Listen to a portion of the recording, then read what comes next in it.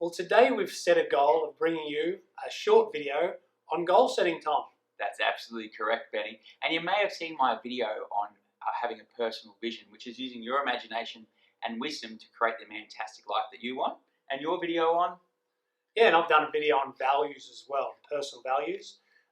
What are personal values, why they're important, and then making sure that obviously your values and your vision are in alignment.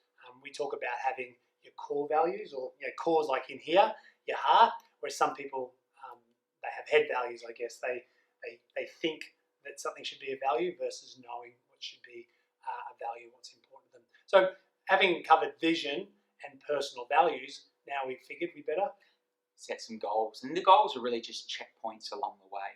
Now, when we look at setting goals, what we're talking here are things that you are going to achieve within the next 3 months or so, 3 to 6 months, which we call short-term goals. The next 6 to 12 months, which we call medium-term goals. And then the goals that you want to achieve in a year plus, which would be your long-term goals. Yeah.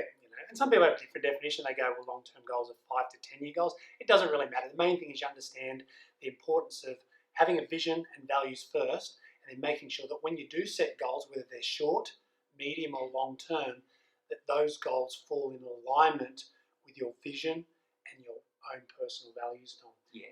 And to do that, we've come up with a 5P formula that you can follow. So if you're new to goal setting, we've tried goal setting before, and you maybe found it difficult. I know when I first heard about setting goals and was told to set some goals, I actually found it challenging. I was like, oh shit, because I was probably questioning my ability to achieve them anyway. And that's why it's so important to get your vision and your values right. And as Tommy said, your goals are just the checkpoints along the way, because your vision is really your future of how your life's panning out. So you need to identify which areas are important and then set clear goals. Okay, so let's look at the 5 Ps. Now the first P leads on from what we were just talking about. P number 1 is make sure that when you set goals, short, medium, or long term, in the areas that are important to you, they're personal. So your goals should always be personal, Tom. That's right, Benny. Meaning that you're not being influenced by somebody else. You're setting goals for the things that really excite you and going to make your life fantastic. Yeah, you don't set goals for the recognition of others. You set goals because they're important to you and the things that you'd like to achieve in your life. So that's number 1. Make sure your goals are personal. The second thing is to make sure that your goals are positive. So you don't want to be writing things down that you don't want to happen to yourself. Because as you know, if you focus on the things you don't want to happen to yourself, they're probably going to happen. So making sure that your goals are positive. An example like that would be if you had a goal of losing weight, toning up, so you had a health and fitness goal, that may be a short-term 3-month goal of losing 5 kilos of body fat and having a waist measurement of, say, under 100 centimetres. If you're a bigger guy at the moment, then you wouldn't write down, I don't want to get any fatter, I don't want to put any more weight on.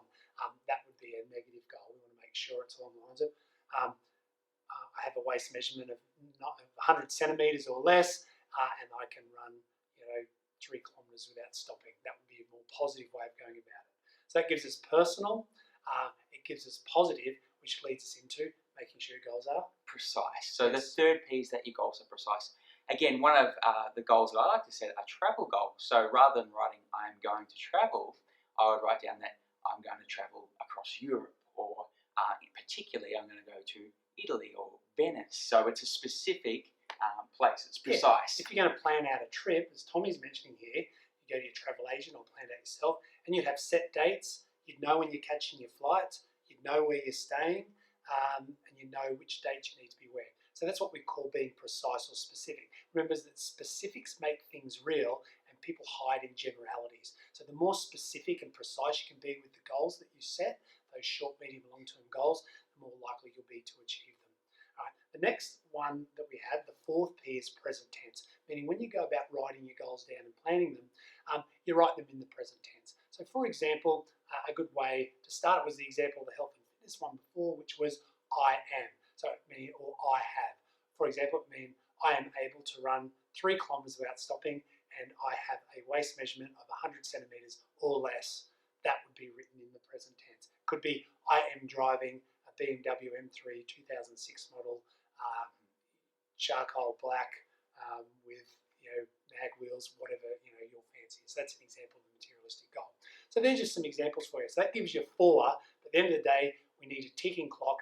We need a fuse that's burning. We need a payday. So in the example of the charcoal BMW M3 2006, that would be, if it was a short-term goal, between 3 to 6 months away. So we're here now in December, that might be for March. So you've got a specific payday, or March the 16th, a super specific payday. You know when you're going to be receiving what you've set. Exactly right. And same thing with the health and fitness goal. If you have that date you like to achieve by, it'll make it easier to make better decisions with your nutrition, your training, if you know that time frame's coming down. Tom's example of travel, he wouldn't say, oh, I'm traveling across Europe sometime next year, because there's going to be flights to catch and all that stuff. So you need to make sure you have those dates in place. So that gives you 5 Ps. So I guess the big picture is make sure that when you set goals, they're in line with your own personal version and vision for what a Mantastic Life holds for you in the future. Make sure that they're in line with your own personal values, which is what's important to you at the center of yourself, because chasing goals that aren't in line with your values will leave you feeling empty, and achieving goals that are in line with your values will have you feeling fulfilled. And then finally, use a system, short, medium, and long-term goals. You can set what they are. We use the example of 3 to 6 months, 6 to 12 months, and then a year plus the longer-term ones, and use the 5P formula for goal-setting success to give you a structure to follow. And then obviously, you need to put an action plan together, which we'll talk about in a little while. You have yourself a fantastic day. Have a fantastic day.